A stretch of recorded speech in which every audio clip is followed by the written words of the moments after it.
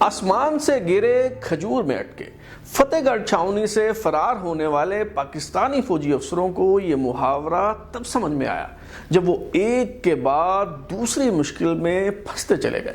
Major نادر Pervez, major Tariq Pervez اور captain Noor Ahmed قائم خانی سرنگ کھود کر قیدی کیمپ سے تو نکل آئے، مگر انہوں نے دشمن ملک میں 13 دن کیسے گزارے؟ نظام الدین اولیاء کے مزار پر جب ایک شخص نے میجر طارق پرویز کو پہچان لیا اور میجر صاحب کہہ کر پکارا تو یہ وہاں سے بچ نکلنے میں کیسے کامیاب ہوئے؟ جنگی قیدی جو اب مفرور کا درجہ حاصل کر چکے تھے، کیسے جانے انجانے میں ایک بھارتی پولیس افسر کے گھر جا پہنچے؟ فلم انڈسٹری کے نامور ستاروں نے ان پاکستانیوں کو امداد دینے سے کیوں انکار کر دیا؟ ترازو کے نئے سلسلے گمنام ہیرو کی منی سیریز فتح گڑھ سے فرار سے متعلق دوسری قسط میں آج ہم یہی سب کچھ جاننے کی کوشش کریں گے۔ میں ہوں بلال غوری اور آپ دیکھ رہے ہیں ترازو۔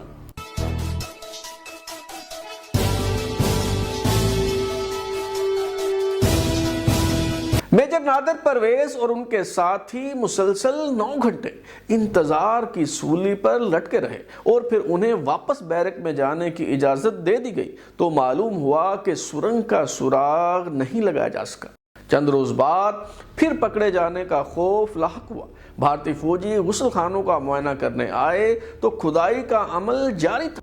میجر طارق پرویز جو سیکیورٹی کی ذمہ داری سنبھالے ہوئے تھے، انہوں نے اطلاع دی کیپٹن نور احمد قائم خانی سرنگ کے دہانے پر 5ویں غسل خانے میں موجود تھے۔ اگر وہ بکھلاہٹ میں سیمنٹ کا سلیب سرنگ کے دہانے پر رکھ دیتے تو غار میں کھدائی کے لیے گیا ہوا فوجی افسر دم گھٹنے سے مر جاتا۔ بھارتی فوجی افسر ایک ایک کر کے غسل خانوں کا معائنہ کرنے لگے۔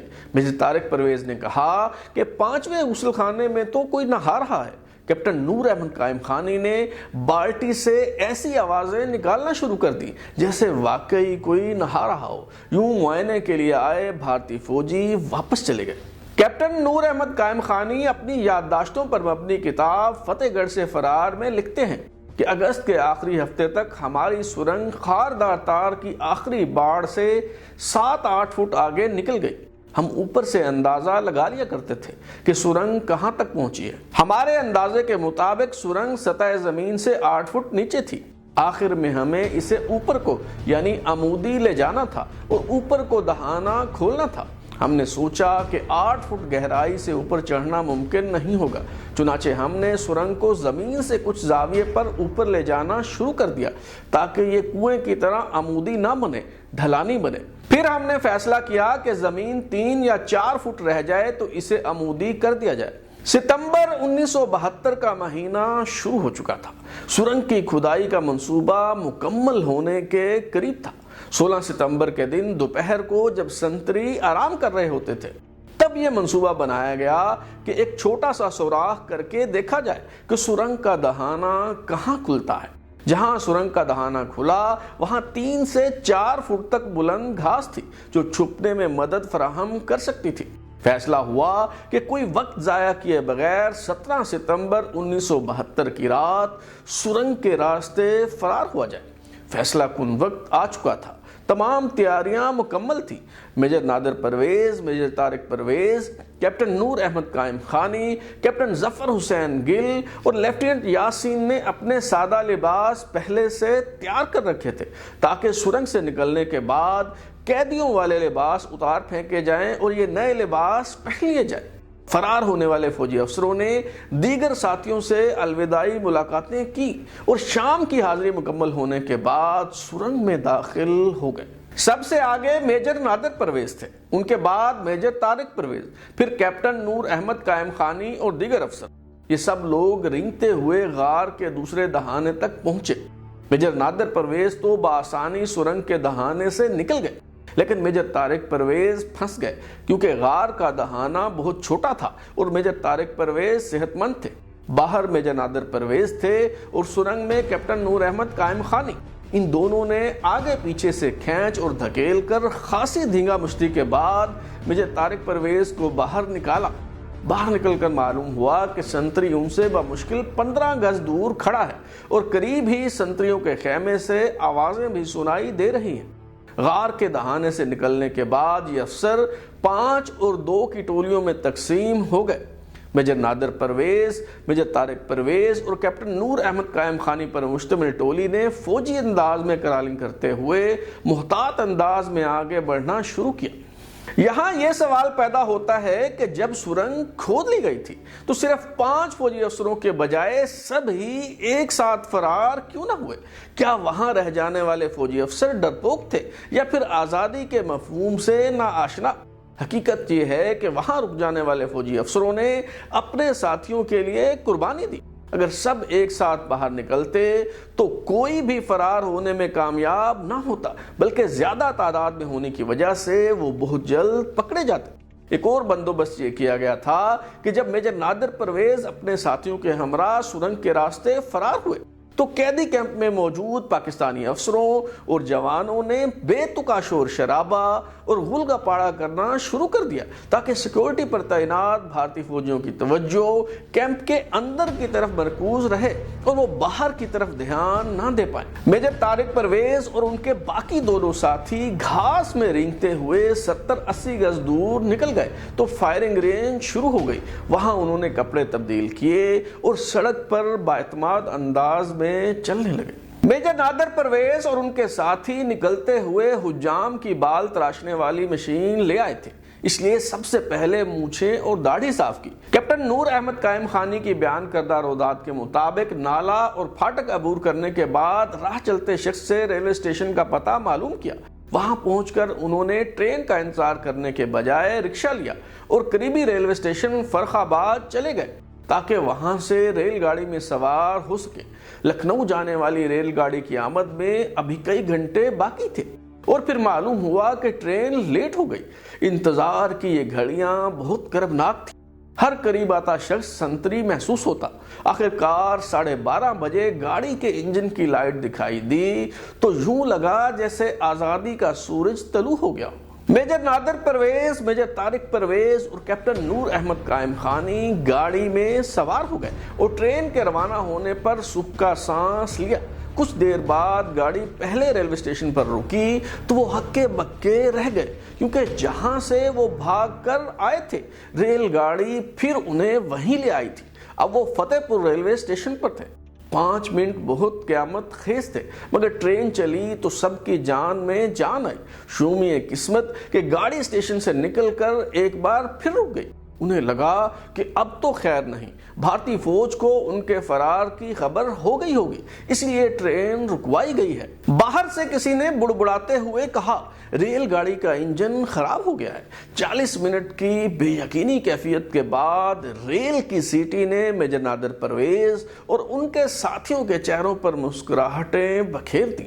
اب ان سب کی منزل لکھنؤ تھا، مگر وہاں جنگی قیدیوں کا ہیڈ کوارٹر تھا اور انہیں یقین تھا کہ صبح ہونے تک ہیڈ کوارٹر کو قیدیوں کے فرار سے متعلق آگاہ کیا جا چکا ہوگا۔ اس لیے انہوں نے لکھنؤ سے پہلے کانپور ریلوے اسٹیشن پر اترنے کا فیصلہ کر لیا۔ کانپور میں کچھ وقت گزارنے کے بعد فتح گڑھ سے فرار ہونے والے پاکستانی فوجی افسر دلی جانے والی ریل گاڑی پر سوار ہو گئے۔ جب گاڑی آگرہ کے قریب پہنچی اور تاج محل نظر آیا تو ان سب کے دل سے ایک ہوک سی اٹھی اور یاد آیا کہ یہ وہی ہندوستان ہے جہاں مسلمانوں نے برس ہا برس تک حکومت کی اور اب وہ اس ملک میں جنگی قیدی ہیں۔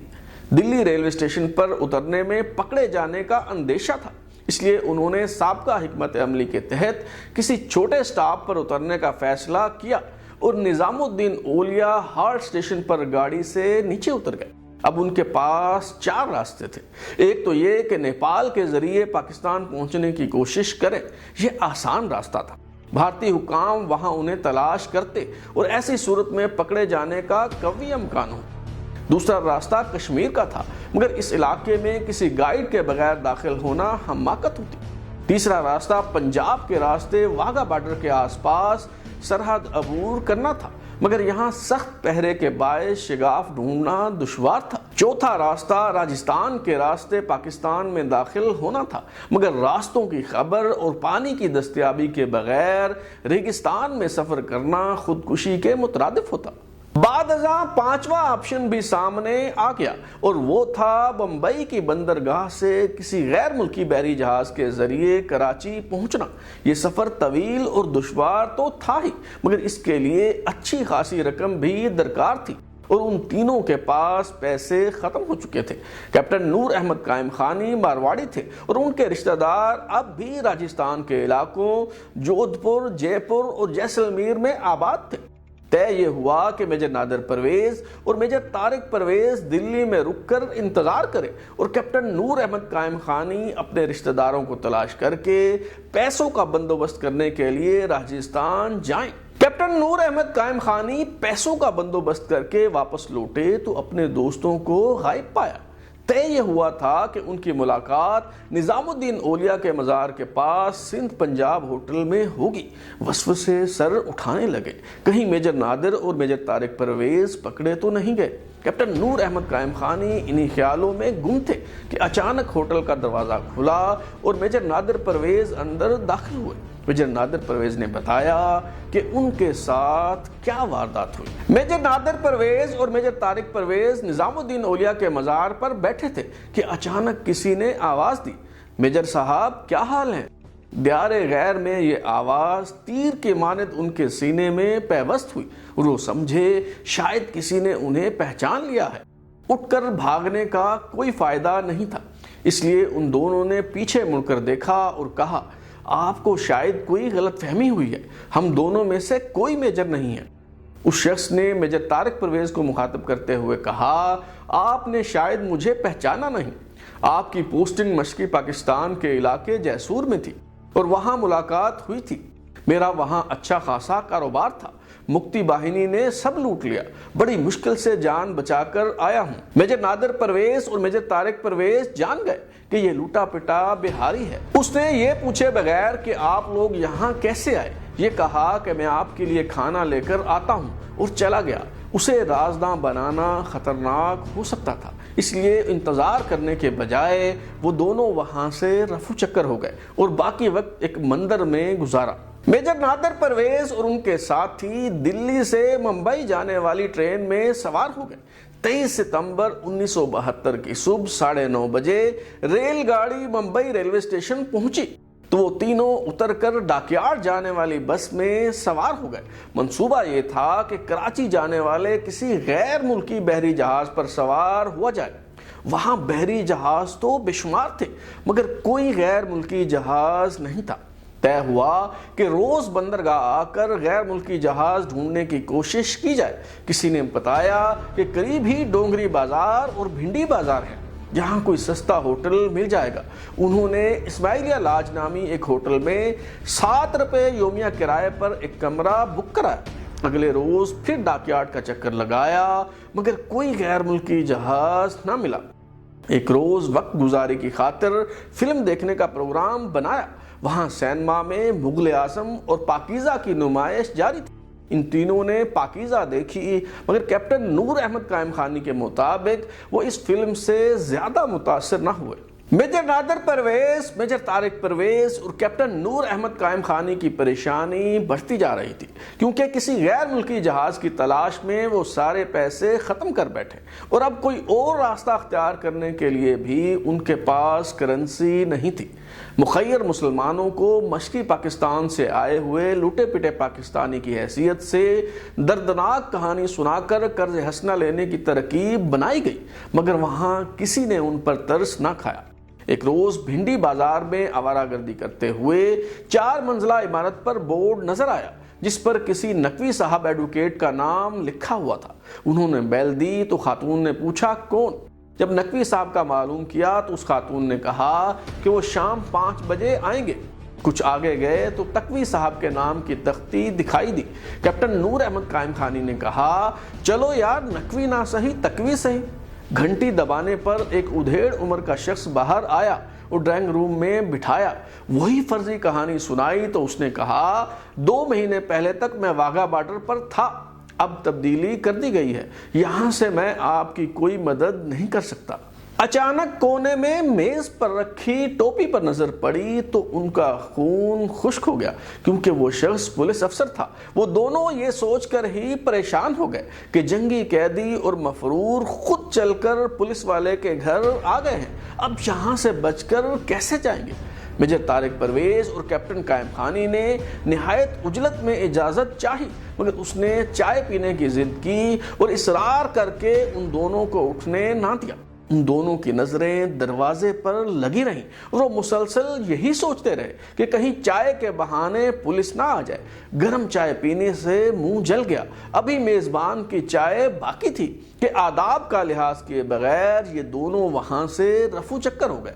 ان کی امداد کے لیے ایک مولانا نے مسجد میں بھی اپیل کی تو غریب لوگ اپنے گھروں سے ایک ایک اور 2 روپے کا چندہ لے آئے، لیکن یہ رقم ان کی ضرورت سے بہت کم تھی، اس لیے شکریہ کے ساتھ واپس کر دی گئی۔ انہوں نے سوچا کہ کیوں نہ شوبز کی دنیا کے مسلمان ستاروں سے امداد مانگی جائے۔ میجر نادر پرویز اور ان کے ساتھی نٹراج فلم اسٹوڈیو گئے اور بہت سے مسلمان فلم سٹارز کے دروازے پر بھی دستک دی، مگر کوئی بھی ان کی امداد کرنے پر تیار نہ ہوا۔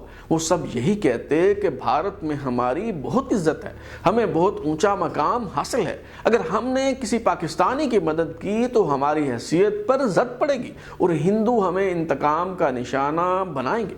ہر طرف سے مایوس ہونے کے بعد میجر نادر پرویز، میجر طارق پرویز اور کیپٹن نور احمد قائم خانی تینوں سر جوڑ کر بیٹھے اور فیصلہ کیا کہ کل ٹیکسی میں سوار ہونے کے بعد اس ٹیکسی والے کو ویران علاقے میں لے جا کر نقدی چھین لیں گے اور اسے کہیں پھینک دیں گے اور ٹیکسی خود چلا کر شہر میں کہیں کھڑی کر دیں گے۔ اس واردات سے اچھی خاصی رقم ملنے کی توقع تھی۔